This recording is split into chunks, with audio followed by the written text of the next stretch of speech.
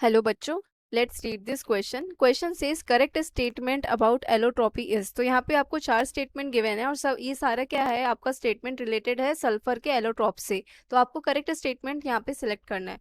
तो स्टेटमेंट एक एक करके सारे स्टेटमेंट चेकआउट करते हैं और उसमें यूज होने वाला की कॉन्सेप्ट भी देखेंगे। Plastic sulphur exist as zigzag chain of sulphur. तो यहाँ पे की कॉन्सेप्ट क्या यूज होगा, जो आपका सल्फर है वो तीन फॉर्म में एग्जिस्ट करता है।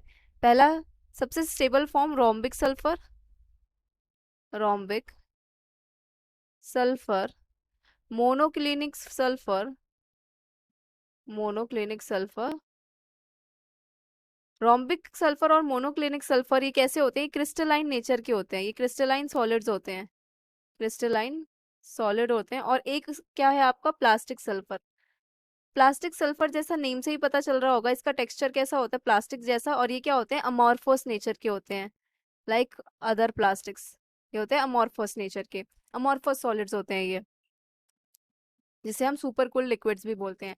सो हेयर अमॉर्फस, जो प्लास्टिक सल्फर होता है वो क्या होता है, अमॉर्फस सॉलिड होता है। Plastic sulphur is super cool liquid, super cooled liquid and insoluble in insoluble in CS2, carbon disulphide में इंसॉल्युबल होता है। और कैसा नेचर होता है, ये अमॉर्फस नेचर होता है, जिगजैग चेन के फॉर्म में होता है।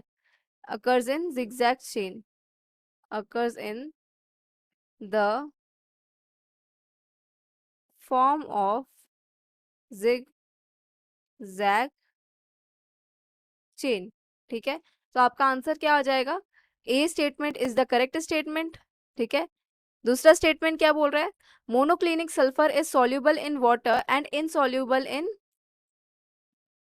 CS2। दो तो ये कैसा हो गया, ये इनकरेक्ट स्टेटमेंट हो गया, क्योंकि जो आपके other two forms of sulphur होते हैं, rhombic sulphur and monoclinic sulphur, वो दोनों ही कार्बन सल्फाइड में, कार्बन डाइसल्फाइड में क्या होते हैं, सॉल्युबल होते हैं और वाटर में इनसॉल्युबल होते हैं।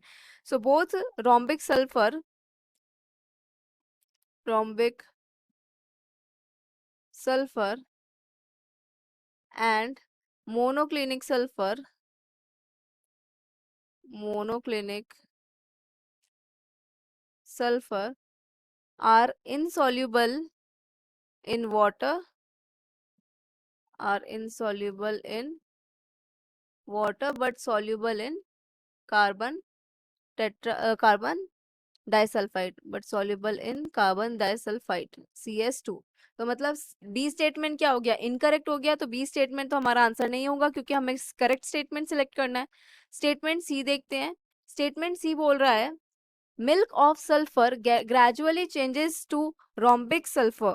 सो मिल्क ऑफ सल्फर क्या होता है, ये एक लिक्विड फॉर्म ऑफ सल्फर है। So milk of sulphur, milk of sulphur hot liquid form होता है। तो इसको जब छोड़ते हैं थोड़ी देर के लिए हार्ड, तो वो क्या होता है, हार्ड हो जाता है। तो milk of sulphur hardens on standing, hardens on standing and cooling, and cooling and gradually changes into, and gradually changes into rhombic sulfur, जो कि most stable form of sulphur होती है, rhombic सल्फर। तो मतलब सी स्टेटमेंट कैसा हो गया, correct हो गया। तो हमारा आंसर क्या आ जाएगा, सी स्टेटमेंट भी इज अ करेक्ट स्टेटमेंट। तो अभी तक ए और सी स्टेटमेंट जो है हमारे, वो कैसे स्टेटमेंट है, करेक्ट स्टेटमेंट है। Now let's see the last option D.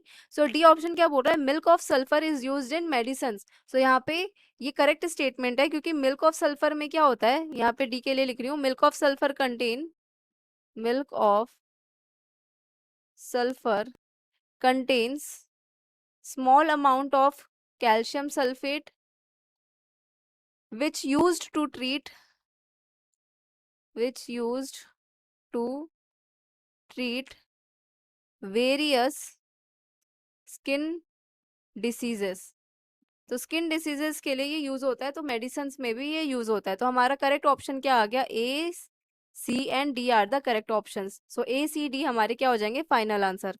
Hope you understood it well, best of luck.